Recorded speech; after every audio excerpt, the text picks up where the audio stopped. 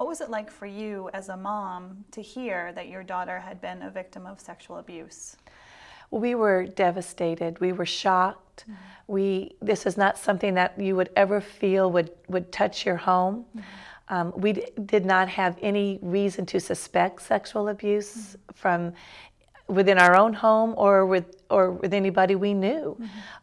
We went to a very wonderful school. We are in a wonderful community. We have wonderful friends. She was very involved in sports and activities at school. So the fact that she made an outcry that somebody was hurting her sexually was completely shocking to us.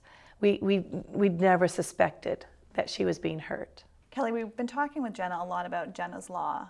What does it mean to you as a parent and also an educator? You're in the school system, so this will impact your job, not only your life outside of work, but in school, this is going to impact you. As an educator, I have spent years knowing that it's my responsibility to report child abuse or any indications that I feel where a child is in danger through neglect or abuse.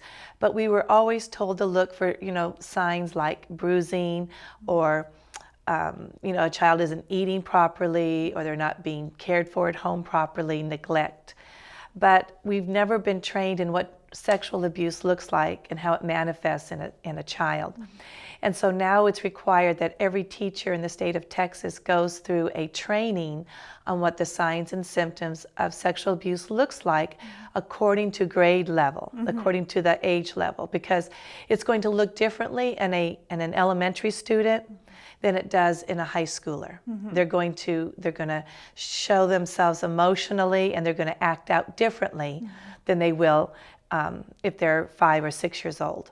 So depending on if you're a middle school teacher or a high school teacher or an elementary teacher, you're going to be shown in a staff training, these are what signs and symptoms look like, and it's our job to make sure that if we see some of these signs, that we let not only our counselor know, but also our principal as well. And you guys were here, like I mentioned to Jenna earlier or actually at the end of October, talking to kids, meeting with people up at the State House. How empowering is that to you as a mother? Well, it's very empowering because Jenna was in a private counseling room at one point of her early beginnings of counseling and help. Somebody put a pamphlet in my hand that talked about the statistics of the frequency of child sexual abuse and the signs and symptoms. And for 3 years, I spent time and money and energy trying to find out what was wrong with Jenna. And I would ask my friends, I don't know what's wrong with my daughter. I know there's something wrong. She's behaving differently. She's acting differently. But I don't know what's wrong with her. Her hair was falling out. She began gaining weight. She didn't see herself as being pretty. She had serious depression and she wasn't sleeping at night. Those were just a few of the signs. And all of those signs were listed as possible signs of sexual abuse and how it's manifested in a victim. And so I was reading through this pamphlet and she had 9 of the 13 signs and symptoms. And I was shocked and I said, if somebody had just put this information in my hand as a parent, not as a teacher, but as a parent, I would have known what was wrong with my daughter. I would have known how to address the issue. I would have known how to communicate and talk with her about what I was seeing and given her an opportunity to make her outcry to me.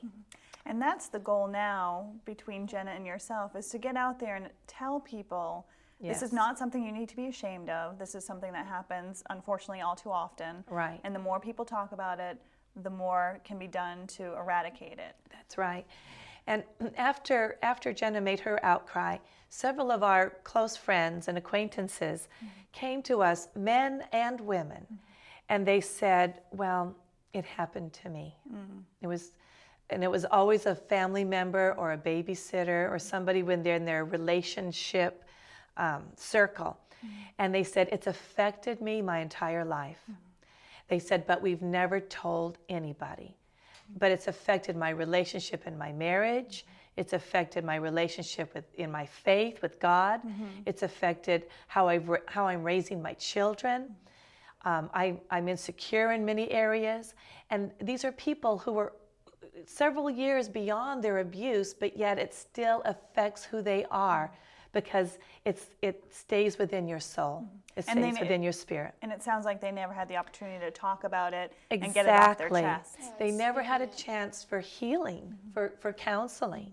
They never had that opportunity to become better. Jenna is a real inspiration for me personally, and I imagine for all the people that she's gone in front of, whether they're kids or adults. Is she inspiring to you?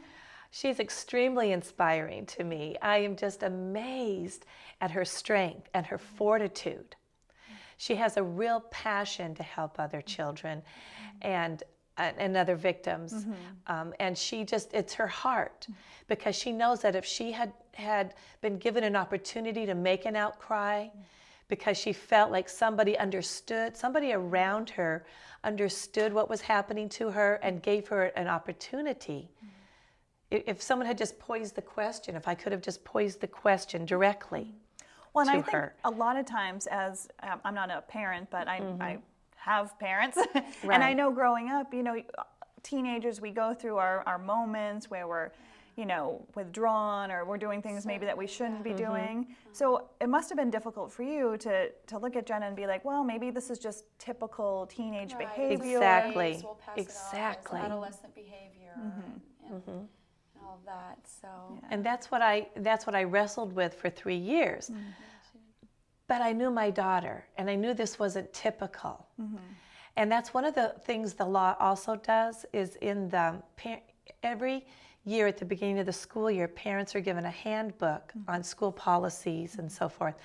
And in the parent-student handbook will be listed signs and symptoms of sexual abuse, and a number and a hotline to call if you feel like this is something that could be taking place in your family. Because what we need is education, we need support systems, and we need everybody on board to get the message out that it is a crime, and that it's an epidemic of a crime, but it's a silent crime. Right.